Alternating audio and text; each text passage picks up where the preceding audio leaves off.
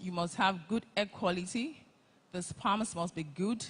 The age of the woman is also a factor that contributes to success. The woman's past surgical history. There are actually many factors that contribute to the success rate of IVF. But for a woman, age is the single most important factor when you're talking about success rate in IVF. Generally speaking, these are the percentages we have. But I would say that for a woman who is less than 30 years old, the success rate for IVF is about 40 to 50%.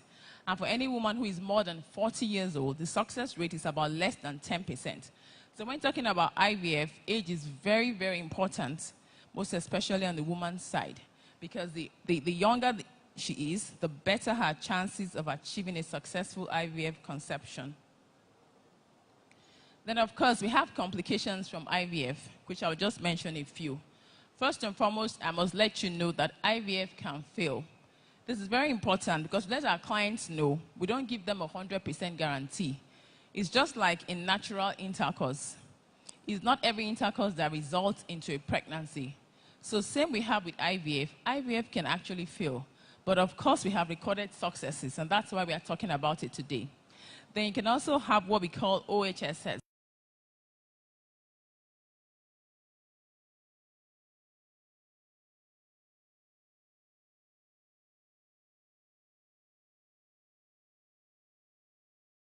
Some of them have side effects.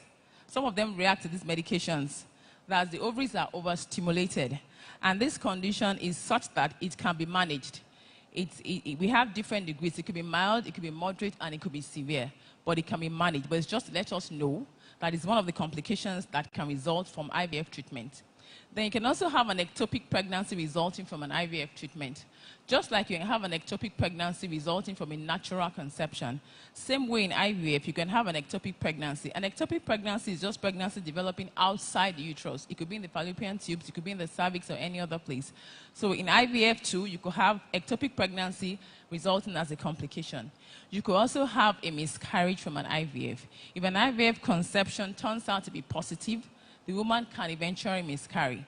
Just the same way occurs in natural conception, an IVF pregnancy also can be miscarried. Then you can have multiple pregnancy from IVF. Actually, for these multiple pregnancies, we really don't have so much of a control over that. Once we implant the embryos, once we transfer the embryos into the uterus, we expect implantation to take place, and there could be division of these embryos that could result in multiple pregnancies. And we all know that multiple pregnancies, anything more than 2, if a woman is carrying more than 2 babies in her uterus, we consider that high risk. So multiple pregnancy is also a complication that can arise from IVF treatment. This is just to let us know what the embryos look like. The embryos that have divided up onto the 3rd day. This is what it actually looks like before they're transferred into the uterus. This is our set of triplets. One of the treatments that we had in our center, we had this outcome. This is the oldest mother to have a successful IVF treatment. She's about 62 years old. This is also the oldest mother to bear triplets by IVF. She's about 78 years old. This was done somewhere in Asia. So I'd like to conclude by saying this. Infertility is a distressing condition with a high prevalence in our environment. Treatment options are diverse, but most people will require advanced fertility treatment. And there's a call to action. And the call to action is this. We encourage couples not to sit in the corners of their room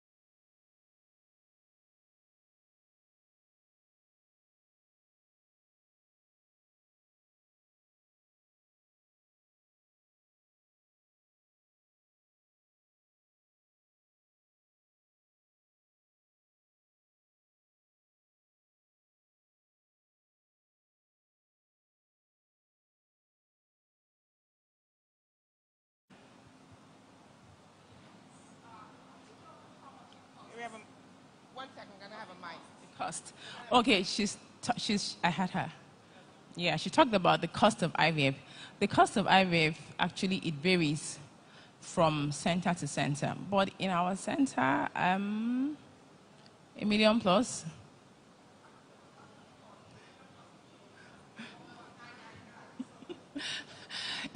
You have to see us. You.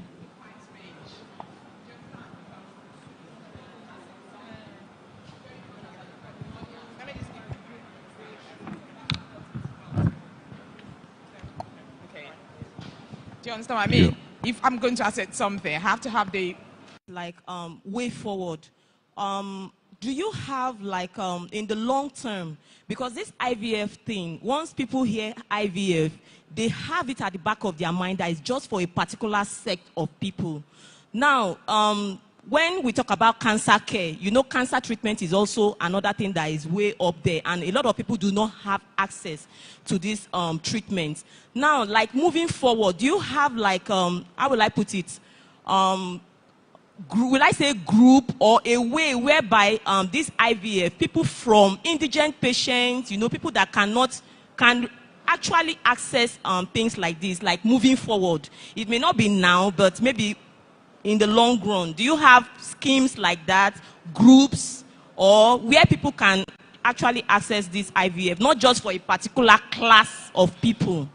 Are you talking about people who can't afford it? Yeah, something like that. Because once you hear IVF, people just have it at the back of their mind that, I can't afford it. So automatically, a certain class of people are being cut off. And they still pass through those pains and everything. So IVF is actually for a particular class of people. Let's be very frank. Because from the price you've said here, it has cut off so many other group of women. So like moving forward, are you thinking